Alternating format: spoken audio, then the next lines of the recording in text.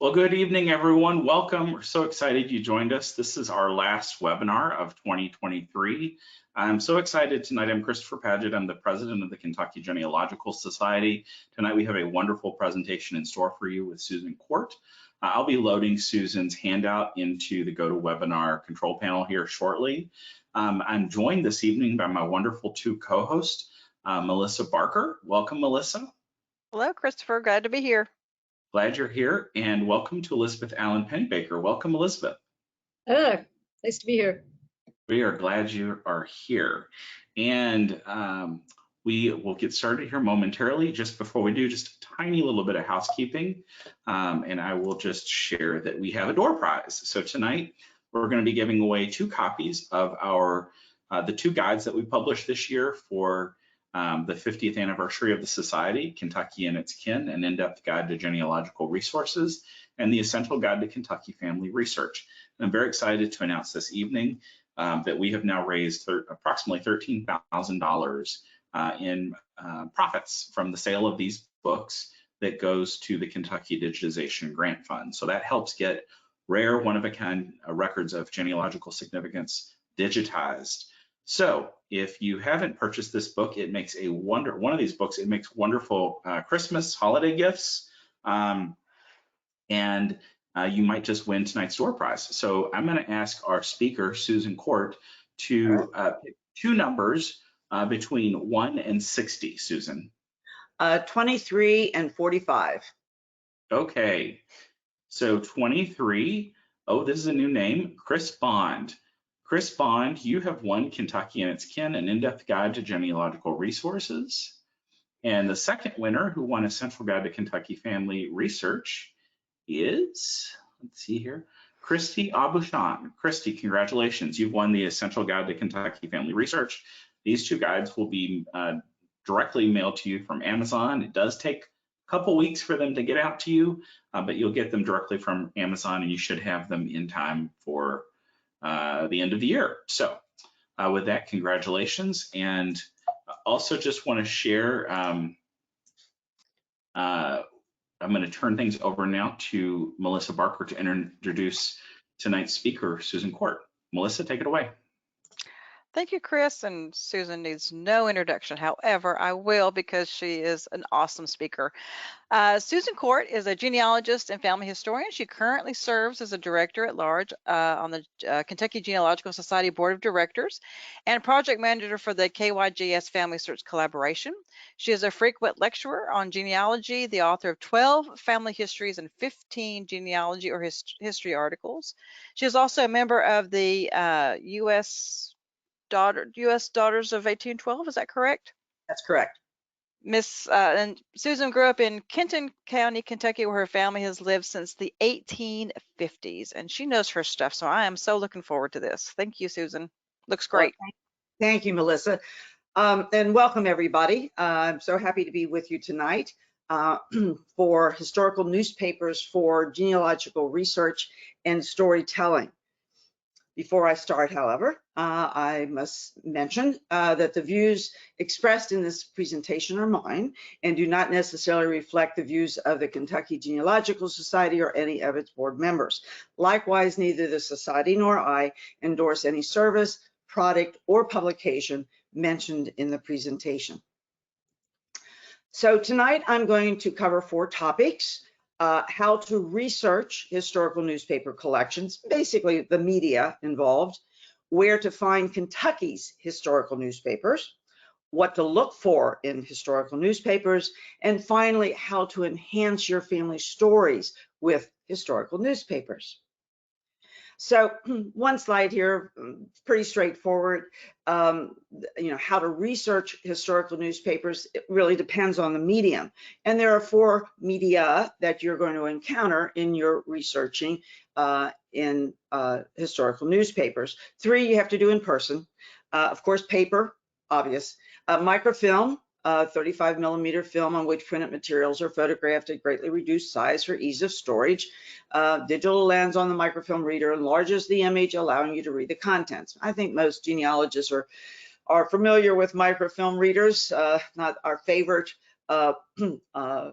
medium with which to work, but lot of newspapers are going to be on microfilm. There's also microfiche, which is a card made of transparent film used to store printed information in miniaturized form, also and only viewable with a reader. The fourth medium is digital records, which obviously can be viewed on a computer screen. Now, digital records, digital or digitized historical newspapers exist either because they have been digitized, like paper versions of newspapers have been photographed, microfilm, microfiche have been scanned, or they were born digital. Now, for most of us genealogists, we usually are not interested. We would like to be interested, but we're not interested in the born digital, because the papers that are born digital usually are after the periods that we're really interested in. A little bit of heaven for a researcher, of course, is a digitized record that is keyword searchable. And I'm going to show you some examples of those, and I think you probably know what I'm talking about, but I'm going to give you some examples along the way. So where do you find Kentucky's historical newspapers? I'm first going to address this from the perspective of the public institutions. All media now, paper, microfilm, microfiche, and digital. I'm going to address it at the national level, the state level, and then the local level. And again, I'm talking about public institutions. At the national level, the Library of Congress, of course, which has probably the largest newspaper collection available in all formats, microfilm, print, and digital. The library's collection spans the period from 1690 to the present. Most of their newspapers, as you're going to find out, are on microfilm. The library does not have every U.S. newspaper ever published, but it does have newspapers from every state and territory, and it is considered one of the largest, most comprehensive collections in the world. Now, I've noted here a website, and you don't have to take a screenshot, because there will be a handout available that Chris Paget, the president, will upload later on tonight or tomorrow morning, which will have all the websites that I mentioned in this presentation. I want to say a few things about the pictures on the right. First of all, though, I'm going to give a shout out to Joanna Colclough, who is the reference librarian in the Library of Congress newspapers reading room.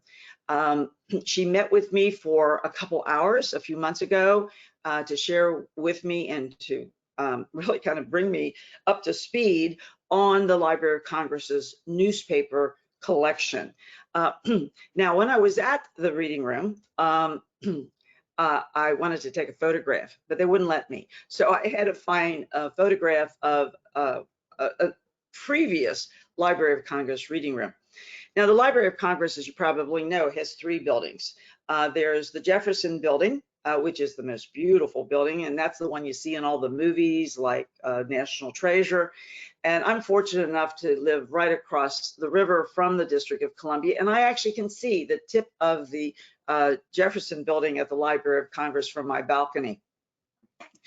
There's also the Adams Building, and the picture on the top here is the Madison Building, and that's where the newspaper's reading room is located. The Library of Congress also develops and permanently maintains a phenomenal website called Chronicling America, or Chron-Am. It's actually produced by the National Digital Newspaper Program, formally launched in 2005. It provides free public access to select digitized newspaper pages, over 25 million at present, published between 1690 and 1963.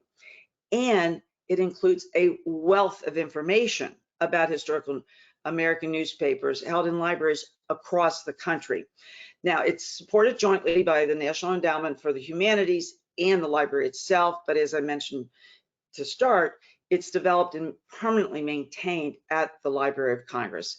And Ms. Colclough is very much involved in Chron-Am, and that's why it was such really a privilege and an honor that I was able to meet with her and to hear all about Cron-Am as well as the library's collection generally. The NEH award programs funds the contribution of content from all the United States and the territories. So the Cron-Am collection is really a conglomeration of what the library receives from the states, from their partners, their state partners. Besides the newspapers that the states provide to them, they also provide supplementary descriptions, which are known as title essays. And these essays contain basic information about the papers.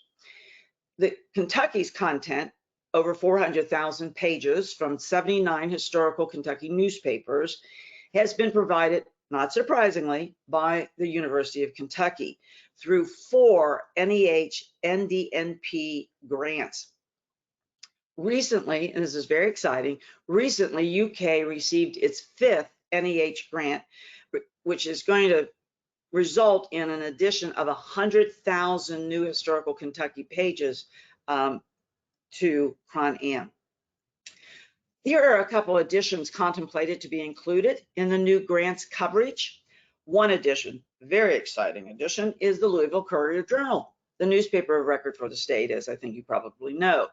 Previously, UK had digitized 18,000 pages of original copies of the newspaper in bound volume stored in a warehouse. I've read stories about it. They're like pigeons flying all around. It really wasn't very nice. But they were not included. The previous digitization by UK was not included in the earlier grant submissions because they included color printing, which Cron-Am was not able to accept until recently. So Louisville Courier-Journal was way ahead of its time, and even UK was ahead of its time, and only recently did Cron-Am get the ability to accept colored newspaper pages. Other additions will include modern African American titles, German language newspapers from immigrant communities along the Ohio, and the Kentucky Gazette, which was published from 1787 to 1840, the oldest Kentucky newspaper and the first one to be published west of the Alleghenies.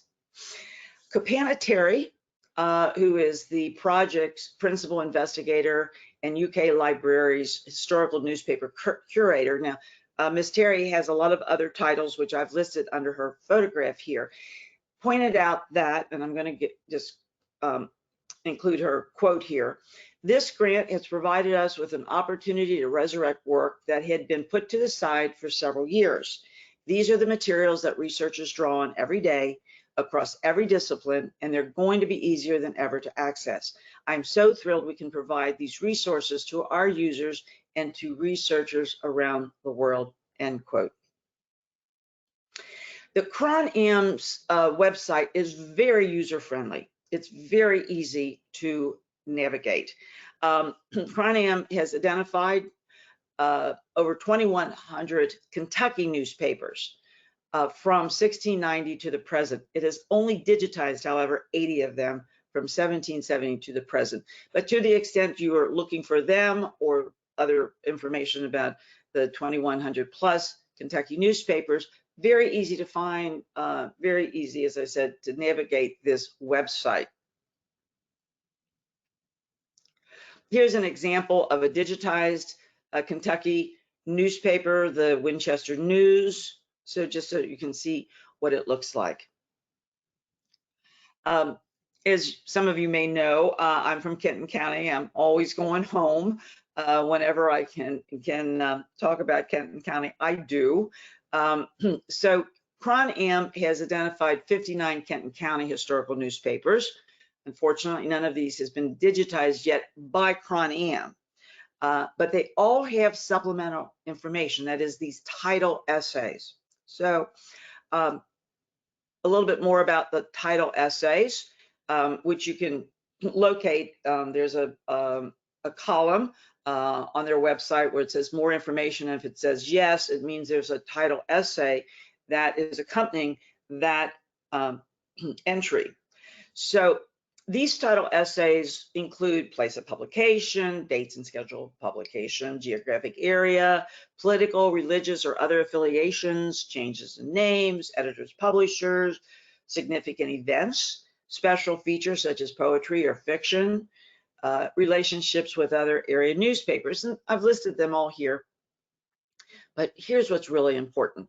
They include other repositories where the newspapers can be located. So if Cronium has not digitized the newspaper yet, it will give you the information that it receives from its state partners about where those newspapers can be located, most likely on microfilm. And let me show you an example. This is the Covington Union, which was published in Kenton County from 1847 to 1849. It can be found at the Kenton County Library, the Morehead State University Library, the University of Chicago, and of course at the University of Kentucky. So these are called title essays, and they have all this information about other repositories.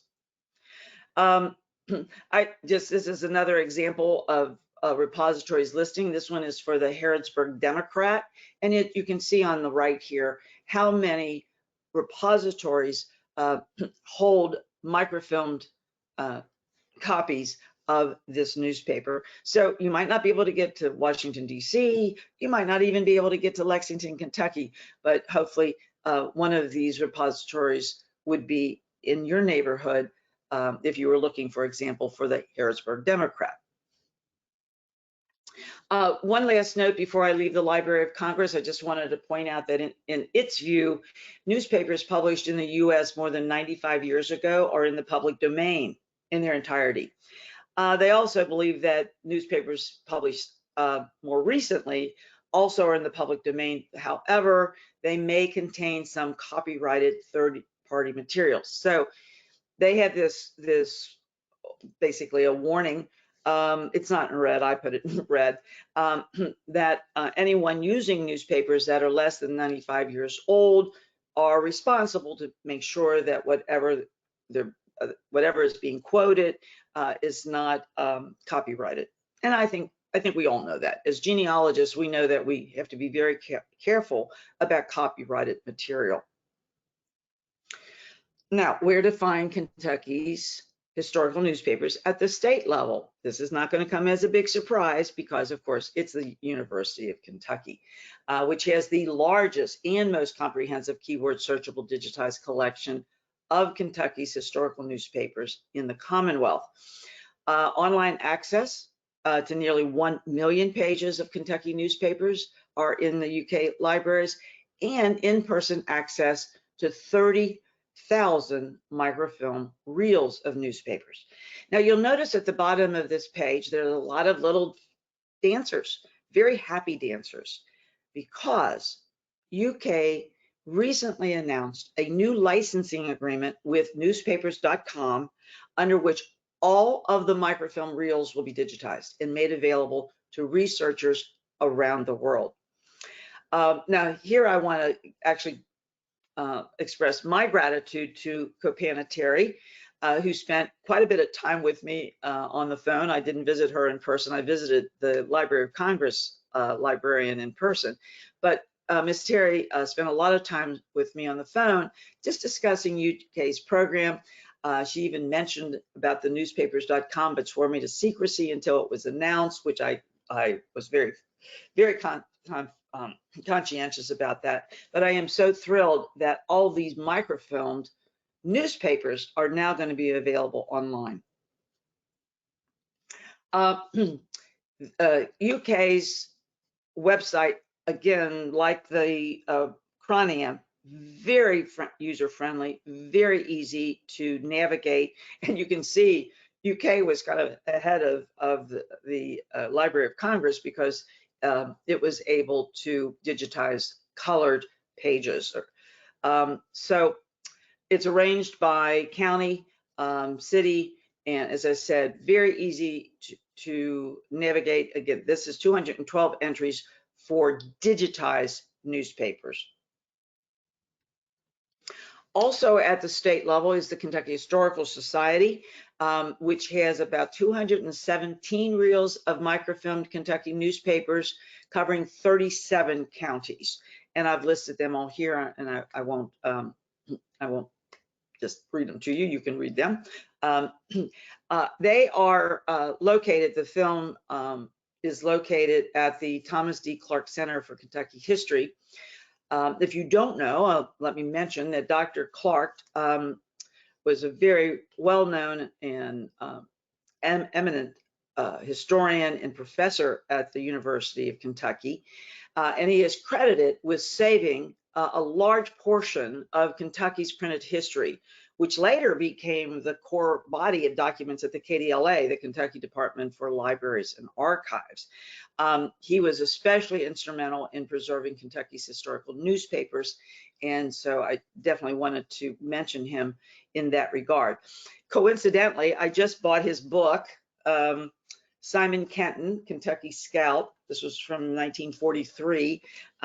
My next research project is into my third great grandmother, Theodosius Collins Gates, who was born in 1799 in Dover, Mason County, Kentucky. And according to family lore, she was related to Simon Kenton. So I thought I'd better catch up on a potential cousin.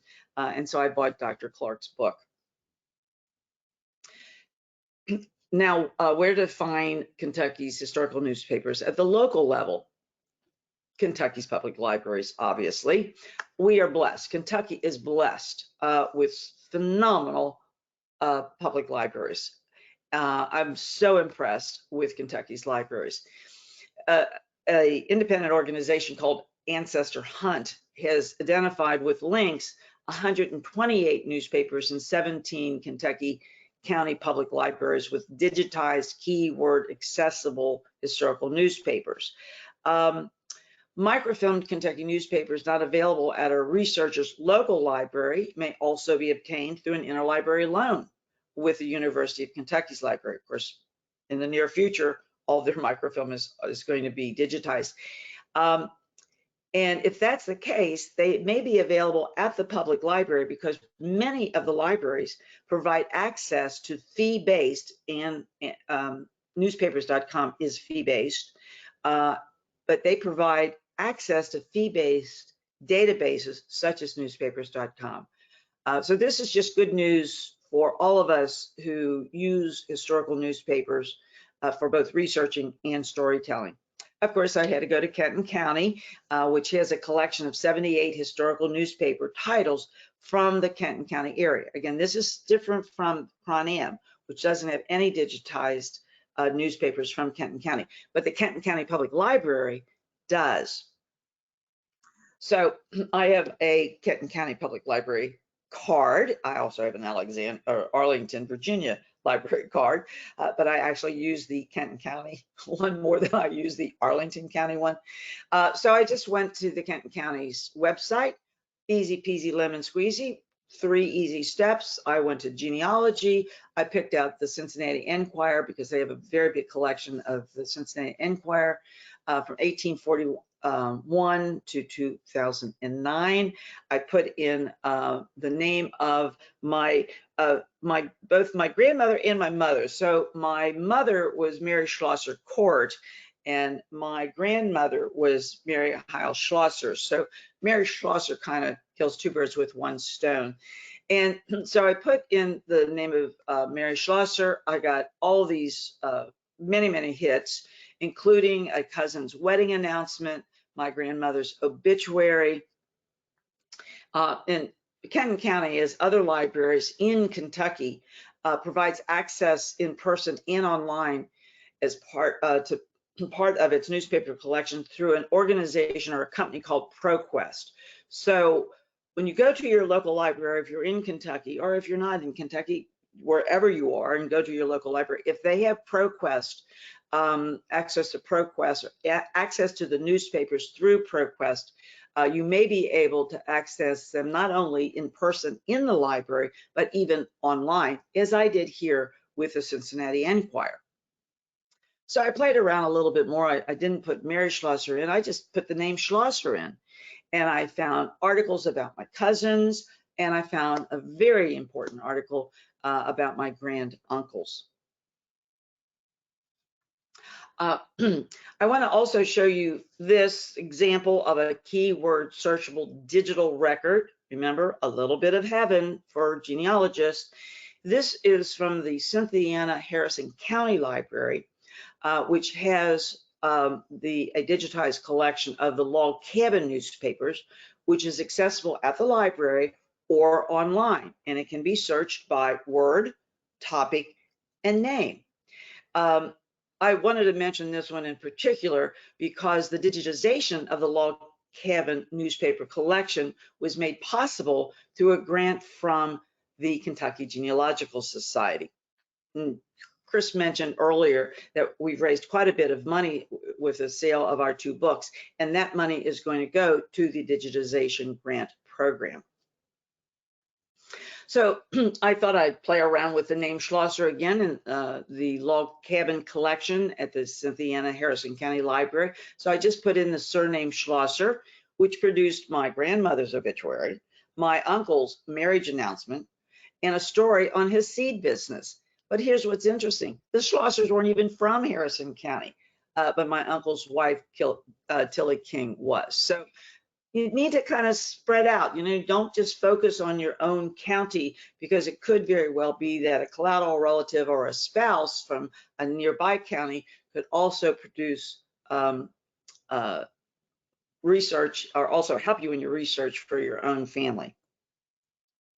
Here are examples of microfilm collections at Kentucky Public Library. One, a microfilm copy of the Bluegrass Clipper from 1875 can be viewed at the Kentucky Historical Society, UK, and the Woodford County Public Library. Likewise, microfilm copies of the Boone County Recorder from 1875 to 2013 can be viewed at UK and the Boone County Public Library. Now, I've kind of gone backwards here on the state level. I've gone from digitized to microfilm. Now I'm going to end this part with paper, the medium of paper. This is actually from our Facebook page, the Society's Facebook page, and it's about a collection that Eastern Kentucky University recently received, and this is from the Facebook page. In their words, we got a big delivery today, several book trucks and dollies worth of the Richmond Register in print from as early as 1924. We plan on getting them digitized in the future. So here's a copy. These are paper copies of newspapers. Also, at the local level, you may be able to find historical newspapers at one of the Kentucky's historical or genealogical societies. We do have about 112 historical and genealogical societies in the Commonwealth. Most of them are not going to have definitely not digitized or even microfilmed copies of historical newspapers. Some may. At the local level, the most probably the most valuable resource you're going to have is the public libraries. But there are some, and here is an example of one, Historic Todd County, which has a complete collection of the Todd County, Kentucky newspapers dating from 1938 through 2022 on paper and on microfilm. And this is just some examples of their collection. The left pane shows biographies of various men from the early part of the 1900s. The middle pane is a 1902 special edition featuring photographs and illustrations.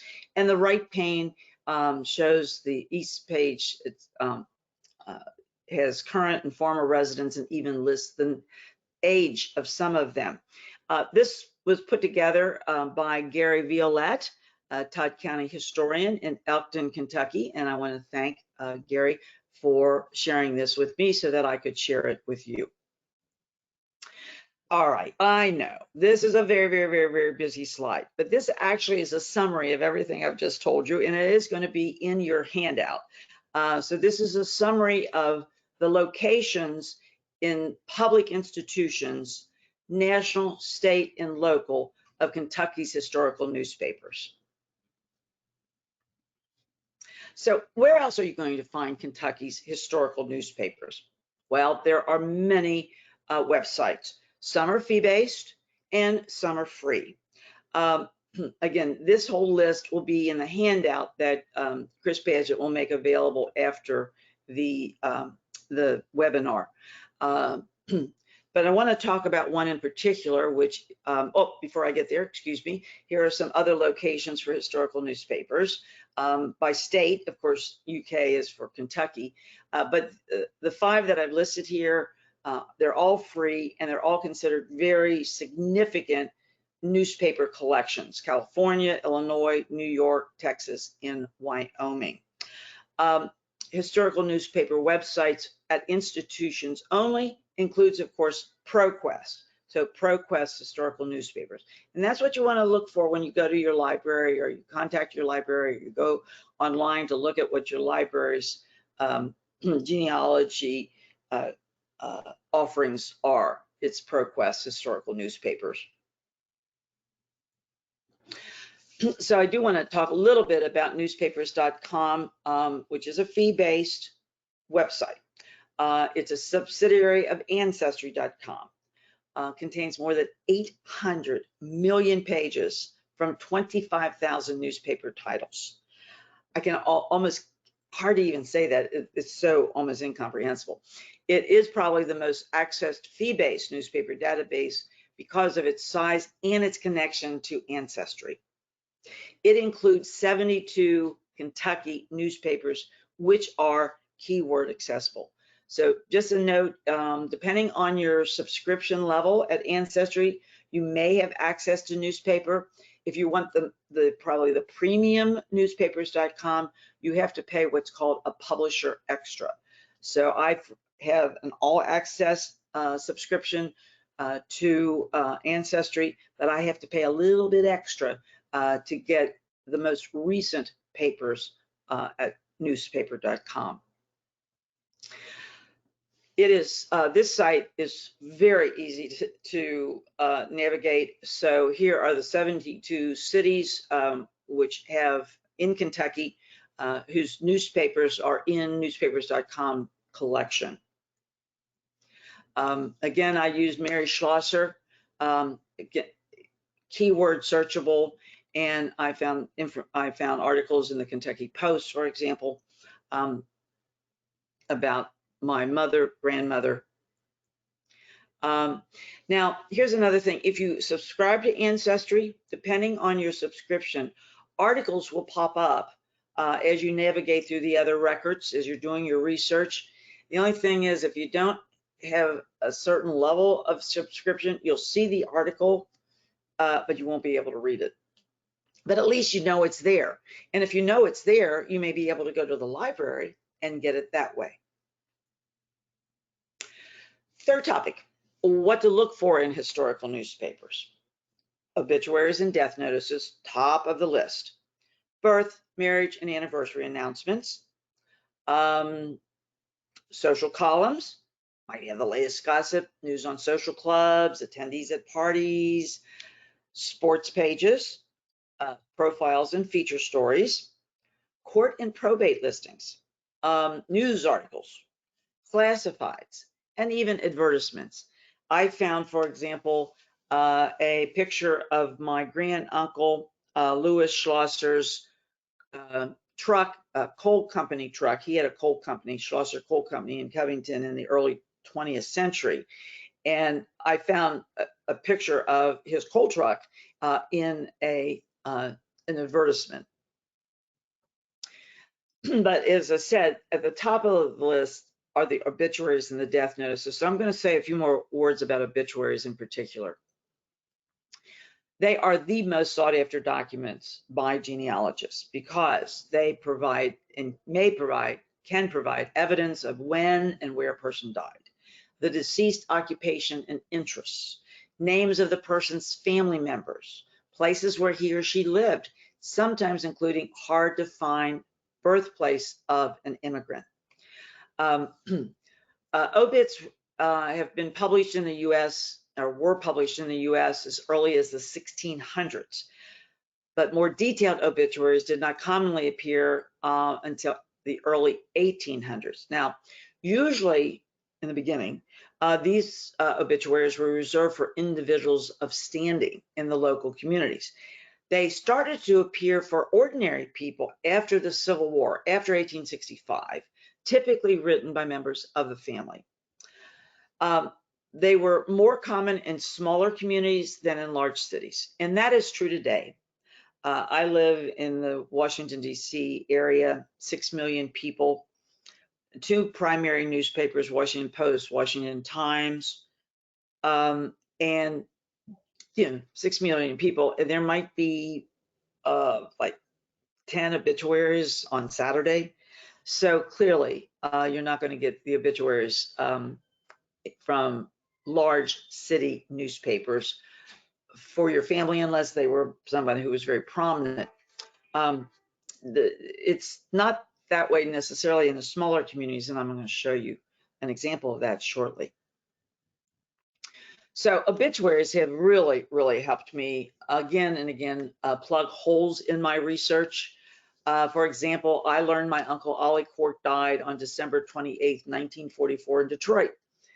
My dad did not talk about his family. He just didn't. We didn't know when his brother Ollie died. We didn't know he died in Detroit, but I found that in an obituary. I learned that my grandfather, Albert Schlosser, was the co-owner of the Gold Stream Fishery in Lookout Heights, Kentucky. Well, I knew my granduncles, Gene and Carl Schlosser, owned the fishery, but I didn't know that my grandfather was a co-owner, but it showed up in the obituary for his wife, my grandmother. I've also learned the married names of first cousins, as on the right here. Actually, I have learned the names of many, the married names of many collateral relatives. And it's helped me immensely because I might have known, of course, the maiden name, but I didn't know, for example, when a daughter was married and I didn't know her husband's name, but then I would, in an obituary, I would find their husband's name. And that way I could really kind of go down an entirely new line of research and find the children, because the children would have the husband's name. Anyway, I've used obituaries over and over again to that end. Okay, last topic for tonight: how to enhance your family stories with historical newspapers. Now, this is why I really love historical newspapers, because I like to write stories. I like to write about my family, and I have written many stories about other people's families as well. I'm not a professional genealogist in the sense that I make any money off of this. Genealogy is my avocation. It is not my profession. But I really love newspapers to help me in my stories writing. So I'm going to show you an example now. First one is a news article that showed up which I put into the Charles Court family in Kentucky. It is actually describes how my grandfather, Adolph, we called him Dolph, or I didn't know him. He was called Dolph Court. And as I mentioned earlier, my dad just didn't talk about his family. My mother never stopped talking about her family. But I didn't know, and none of us knew the circumstances of my grandfather's death. So I found this article in the Kentucky Post that was published in 1901. And I'll just read the first paragraph. Adolph Court, 38, a switchman on the Louisville and Nashville Railroad. Now I know what he did for a living, and well known in Covington. I didn't know that. Suddenly dropped dead at 3:30 o'clock Wednesday afternoon in Newman's Saloon at 13th and Madison Avenue, Covington. Court entered the place and paid a bill. Another little piece of local history in the society at that time. They paid bills at the local saloons. Then he sat down at a table, turned to order a glass of beer, gave a gasp, and expired. The greatest excitement prevailed in the place when it was found he was dead. So again, this was a phenomenal find that described the circumstances of my grandfather's death and gave a little local, sort of a little history as well. Here's another news article. This is about my first cousin once removed, Dick Olsner. He and his brothers, Charlie and Russ, owned and operated the Olsner's Colonial Tavern on Dixie Highway for many years, 1935 to about 1955. But before Dick joined his brothers in running that restaurant, he was a state patrolman. And so he was involved in the arrest of a man named Gus Pastel, who was chased by 3 Cincinnati detectives at 70 miles an hour. This is 1941, through downtown Cincinnati, ending on the newspaper end of the L&N Bridge. Now, as reported in the Cincinnati Enquirer, quote, Olsner said Pastel was speeding over the Louisville and Nashville Bridge towards Newport, and that when he tried to flag him down, Pastel nearly hit him with his car. Okay, I love that little story. And Dick Olsner's grandchildren, who worked with me on the history of Francois Joseph or Joe Schlosser, really loved it. They didn't know anything about that. And so it was really a nice find, and it added a little color to my story of Joe Schlosser. Here's another, talk about color. This is from an article I co-wrote actually, for the Western Australian. It was about my second cousin once removed, Lily McLean, who emigrated from England with her husband, Jack Banks, both of them born in England, but they emigrated from England to Australia in 1920.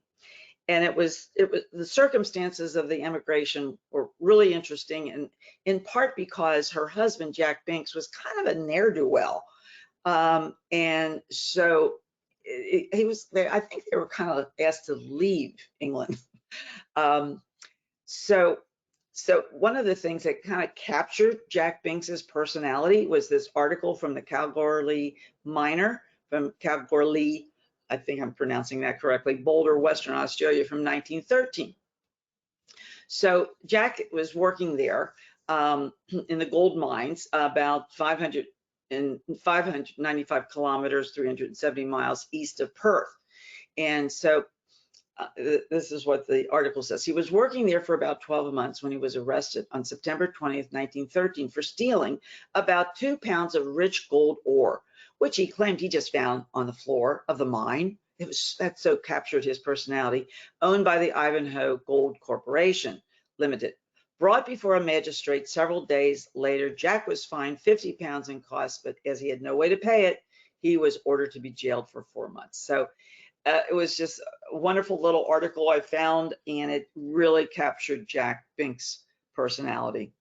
By the way, my cousins who still live in Perth, Lily's descendants, one of them, Robert Banks, sends me emails about 3 times a week. This is from a feature story. So as I mentioned, a feature story, and it's about my, it was actually a story that was published in the Kentucky Times-Star in 1956. So it's a secondary source. Of course, all newspapers are secondary sources. None of them qualifies as a primary source. But this is kind of secondary, but it captured a story that my cousins, second and first cousins, had heard over and over and over again as we were growing up. And so it's about my great-grandmother, Albertine Ritz Schlosser. This is a picture of her home and hers in Joe Schlosser's home, which is not there anymore on Dixie Highway in Kenton County, but would have been just kind of diagonal across the street from St. Agnes's Church in Fort Wright. So here's the story. One summer day, a group of Union soldiers went to the Schlosser's pump on the porch. The head of the house was not at home, that's Joe, and Albertine Schlosser cautioned a soldier against wasting water. Angry words ensued. The Schlosser dog growled, and a soldier put his bayonet through the dog's nose. Albertine pulled out the bayonet, threatened the soldiers with it, and marched to the colonel's tent with her complaint. The colonel apologized and stationed 2 guards at the Schlosser home after that, but Albertine did not return the bayonet. A granddaughter, Mrs. Helen Schmain, South Hills, had the souvenir for many years. Again, my cousins and I heard that over and over again. And when I found this article, it was kind of fun to use the article rather than just say, well, this is what I heard growing up. Society pages are also a wonderful source of information about activities and events in the community. They've helped me put like stories and tidbits into my family histories, add color and facts, put things in a historical context. They've also been a source of photographs. And this is an example of one that I put in the Hiles family history. It is a photograph of Miss Sylvia Shepard, who married my first cousin's once removed Willis Rue. And I love this photograph because she was so beautiful. And actually, even as an older woman, and I only knew her as an older woman, she was beautiful then, and she was, I think, gorgeous in 1936. So great picture that I could use in the Hiles history. This is an article or a excerpt from an article from the Cincinnati Enquirer in 1896. I included it in an article I wrote for the Bulletin of the Kenton County Historical Society called A Little Bit of Baseball History. That article is about my great-grand Uncle Joe Summer, who was on the first Cincinnati Reds baseball team, and that photograph on the right is in the Cooperstown Museum. I'm not going to read this to you. It was talked about a masquerade surprise party tendered by Mr. and Mrs. Charles Summers, who Charles Summers was Joe's brother. And it listed all the people who were there, and everybody in red is related to me. I've got a grandmother and a great grandparents and a grandmother before she was married, Mamie Hiles. So again, it's kind of told a whole lot about my family in the late 19th century in Covington, and they were obviously kind of socialites. I mentioned earlier about large cities not going to have a hard time finding obituaries, for example, or articles, either society page articles or feature articles or news articles. That's not the case for small towns and small town newspapers. And I found that out when I was doing wrote a story on Joseph Klein, who along with his wife and two boys emigrated from Mottern, Alsace in about 1880. And Joseph is my second cousin, 3 times removed ascending. So you're saying to yourself, is she crazy? Why is she writing about her second cousin 3 times removed ascending? It's not that I'm crazy, but I am grateful. And it turns out that Joseph Klein is the second grand uncle to my 5th cousin, Waltraud Krieger. And Waltraud Krieger, who lives in Glasfaser, Germany, and I are related through the Schlossers, who were from Mottern, Alsace. And Waltraud helped me so much research the Schlosser family in Alsace that I just wanted to do her a favor. And so when we were researching and she was helping me research the Schlossers, she had mentioned that this second grand uncle, Joseph Klein, had emigrated from Mottern to the United States, and she didn't know anything about him. She didn't know where he went, where he landed, what he did. And so I was able to do the research and write a story. And so he and his family ended up in Logansport, Cass County, Indiana. And Logansport, it's a small town, but it had a newspaper, Logansport Pharaohs Tribune. I have no idea where the Pharaohs comes from. That published consistently during the period that I was covering in my story, which was Joseph's generation, his children's generation, and his grandchildren's generation. And I found they were in that newspaper all the time. They had euchre parties. They like euchre. I like euchre. There were stories about bridal showers and what they wore. I was really able to paint a kind of a good picture, I think, of life in Logansport and life for the Klein family through this Logansport Ferris Tribune newspaper. So if your ancestors or your collateral relatives whom you're researching are from a small town and that small town had a newspaper, you're going to be in luck. This is actually an obituary from a story I wrote called The Heritage of Jay Sullivan. Jay Sullivan's a father of a very, very good friend of mine. And I won't go into any more details about it than that. And one of my friend's collateral relatives was a woman named Rose Gertrude Norton, and her maiden name was Dunn. And this obituary showed up in the Vale Observer in November of 1921, again, a small town paper. Now, the reason I'm mentioning this is that not all obituaries are alike. This one had so much about this lady, not just where she was born and her husband's name and what they did for a living, but about her personality, and it described her as a lady blessed with a beautiful soul who endeared herself to all who made her acquaintance. She and her husband had no children, but they adopted 5 children, but they also made their home a home of refuge for the homeless. Anyway, I kind of really started to admire this woman, and I actually did a cut and paste of the obituary for the story about Jay Sullivan because I thought it was so endearing. Sometimes I will put an entire article into a story to let it speak for itself, where I know that paraphrasing or just even excerpting or just, cutting a piece out of the article just wouldn't do the story justice. So this is an obituary published in Newsday, Nassau edition, New York, on July 30th, 1962.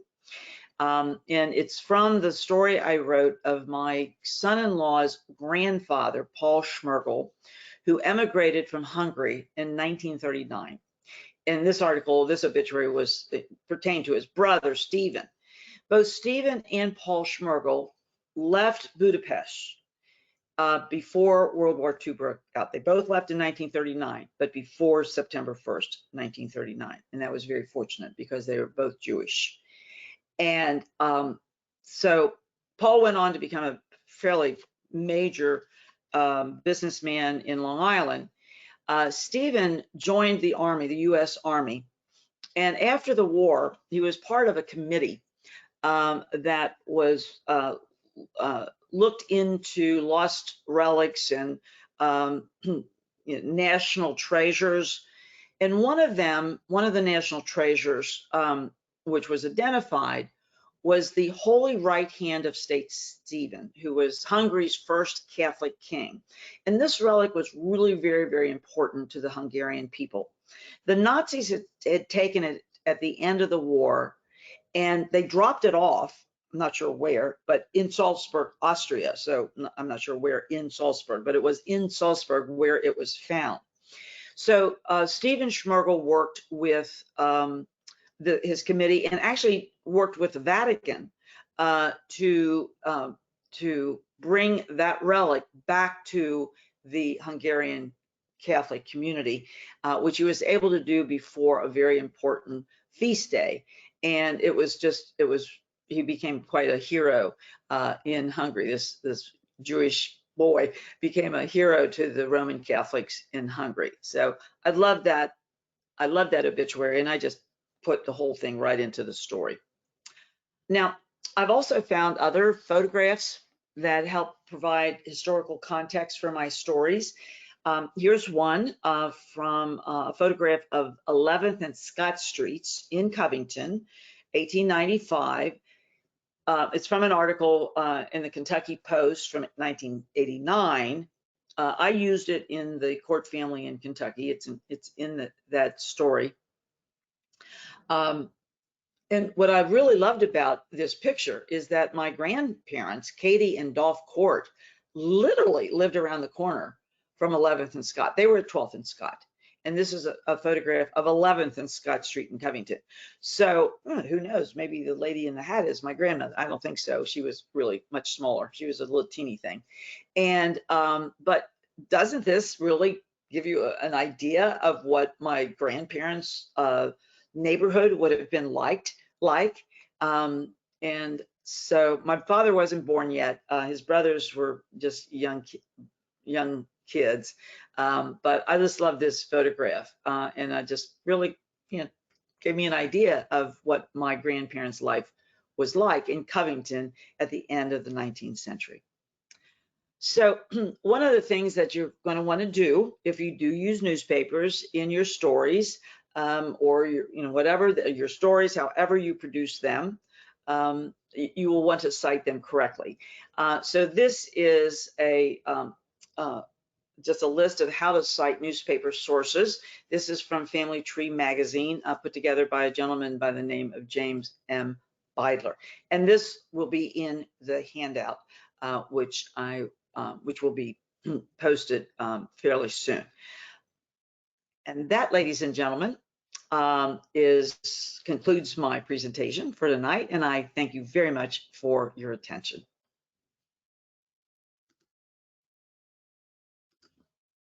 Wow, Susan, thank you. I've been enjoying your wonderful series on sort of how to be a genealogist, and so I was totally looking forward to tonight, and not disappointed at all. I'm so thrilled with like all the great information that you have shared with us. Like, as always, you don't disappoint. It's wonderful.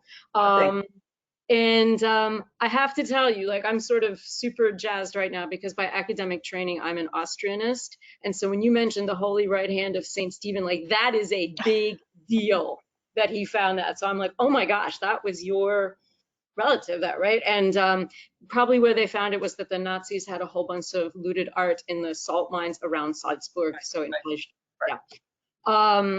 So I had no idea. Like when I was a young woman, I went and like they have this thing in like a container that you put in like a 10 shilling piece and it lights up and you get to see the holy right hand of St. Stephen's lit up for a few minutes in a church. Anyway, well worth seeing if you ever go to Budapest. Okay. And now you know how it got back.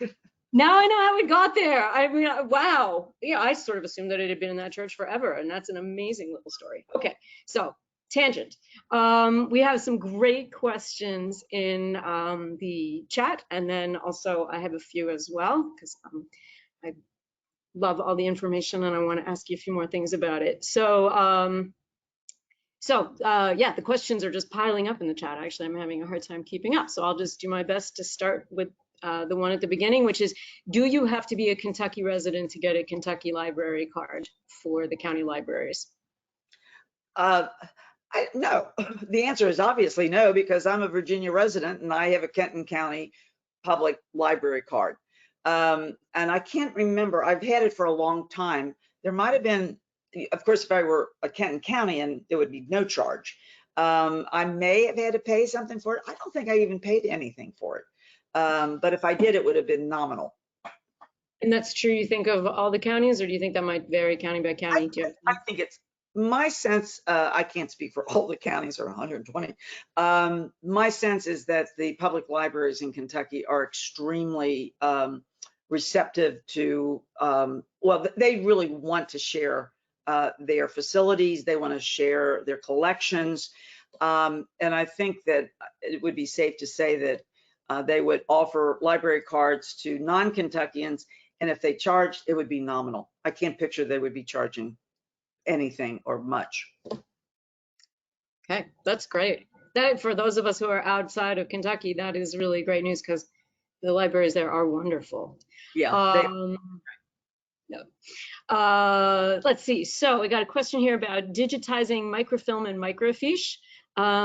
So did the folks at University of Kentucky or the Library of Congress mention if there was going to be collaboration on getting the best copies of the source material? For example, we know many copies of microfilm are scratched or in poor condition, right? So are they going to compare, contrast between multiple repositories if they, if multiple repositories exist?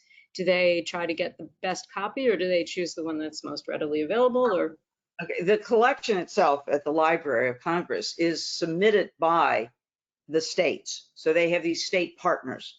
So it's the responsibility of the states in the first instance to provide the whether it's microfilm, I'm assuming it's going to be microfilm, or it could already be digitized, or it could be microfiche, or it could be paper.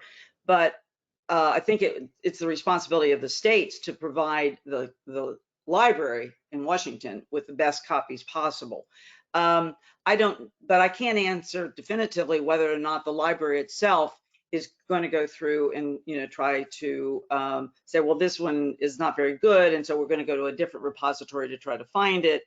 I don't think they're going to that extent for perfecting their collection. But I think that if a state like the University of Kentucky, which is the NDP partner, if one of their state partners gets a grant, then I suspect the state partner is going to put together the best product possible for inclusion in CRONAM. Right. So the answer is we're going to probably get some pretty good. I think so. I think so. Now, that's not to say that the Library of Congress itself doesn't have the facilities or technology to improve on a particular document that it's gotten on a certain medium. I'm sure, but they have so many. I think I'm not sure how much time they have to fix little boo-boos here or there. I think it really is a matter of if somebody is getting a grant. I mean, these grants aren't just handed out willy-nilly. I think that anyone getting the grant is probably considered by the library to be a pretty reliable source of a good product. Yeah, that makes sense. I would imagine also pretty soon AI is going to be enhancing some of these things as well. I'm all for it. So I know Melissa is chatting me and saying, I have a question. So Melissa, you're up. This has been a fantastic presentation. Newspapers was one of my favorite genealogical resources. And so anytime I can learn something new or just be inspired to do it. There's some smaller counties in Kentucky that I do research in that I have a hard time finding newspapers online. And so I'm hoping that those will come online. But for genealogy researchers, and you kind of touched on it as well, when we're looking for things for our ancestors in the newspapers, for me, it's very important to read the newspapers and not to just use those search engines, not to rely on them. I have found so much more for my ancestors just reading through the newspapers, especially if they're online and you can go page by page. But what is your advice for genealogists who, when they go to these websites and they put in their surnames and they can't get anything to come up, what other ways can we find our ancestors in the newspapers? Well, of course, if you're sitting in your office or at your computer remotely, it's the kind of the techniques that I think we all use to back into something. We'll try one way and then we'll try another. We'll manipulate the online resources as much as we can to get the results that we want. But obviously, if you're close to a repository, close to a library, then you would be able to actually sit down with the paper copies, for example, and read through them, or even the microfilm. It's a little bit harder to do it online if it's keyword searchable. And if it's not keyword searchable, then you can do it like on CRONAM. You can go page by page, just as you've said. But I have found that when I'm researching and I don't get a hit right away, and I'm thinking I really should get a hit, then I just start manipulating the spelling. I start narrowing things down. My biggest challenge is my last name, Court, because courthouse, circuit court, district court. I get a gazillion articles about the judicial system in the United States of America. But I don't have any other suggestions other than sitting back and just trying a different technique or different spelling, but the same kind of things that we use generally for researching. Actually, I've got a follow-up question for that, right? For those who want to, sort of scroll back and forth on microfilm. Is there a way to borrow microfilm to be sent out of state to my own local library so I can use it there? Well, there is interlibrary loans. And so if you're in Kentucky, for sure, with the university's library, you can do an interlibrary loan, because that's one of the things Miss Terry mentioned to me. I'm not sure if you were out of state, but these interlibrary loans, I mean, I've gotten interlibrary loans from other states. So I think the answer is probably yes, because libraries are, pretty cooperative with one another. So if you're, if you've found the microfilm version of a newspaper in Kentucky, but you live in Pennsylvania, I would just go to the local library in Pennsylvania and see if you can arrange for an interlibrary loan. Yep, why not, right? Give it a shot. Yeah, why not? Nothing to lose. Yeah. Yeah. And again, I mean, years ago, I don't even want to talk about how many years ago before I even got into genealogy, but when I was doing my degrees and all that, we used to have to go to the libraries. We didn't have anything digital. So interlibrary loan was sort of a way of life in those days. So. Oh yeah, I remember that too. Yeah, so another question about microfilm. Any idea of a time frame when the 30,000 reels of UK newspapers are going to be digitized for newspapers.com? I don't have the time. I mean, the announcement was made about a month and a half ago. It had been in the works for many months before that. Obviously, you don't get an agreement signed in 24 hours. So the UK libraries and had been working with Ancestry for quite a while. So I don't want, I mean, I'm not in a position to say when they would be digitized, but Ancestry.com, which owns newspapers.com, is a money-making organization. So the sooner they get it digitized, the sooner they can publicize it, and the more subscribers they can get. So I think the profit motive might be an inspiration here to get it digitized sooner rather than later. All right, well, thank you so much for your generosity in answering lots of questions. I will just say that they were interspersed with lots and lots and lots of rave reviews and appreciation in the chat. So thank you so much. Oh, and my pleasure. And I see that Chris is here now, so I'm going to turn it back over to him. Thank you so much, Susan. Okay, thank you, Elizabeth. And thank you, Melissa. Susan, thank you so much. Excellent presentation. And just to put in another plug for the Kentucky Digitization Grant Fund, if as researchers you're researching in different Kentucky counties and you stumble upon there are newspapers out there, I know this for a fact, in Kentucky that they're not at UK, they're on microfilm, and they're in one location. So if you stumble upon newspapers that are one of a kind and they're just sitting in one location, you may want to encourage whoever has that newspaper to apply for a Kentucky Digitization Grant Fund grant, because it only takes one fire, flood, tornado, or human neglect to lose these important Kentucky genealogical resources forever. So just a plug for the wonderful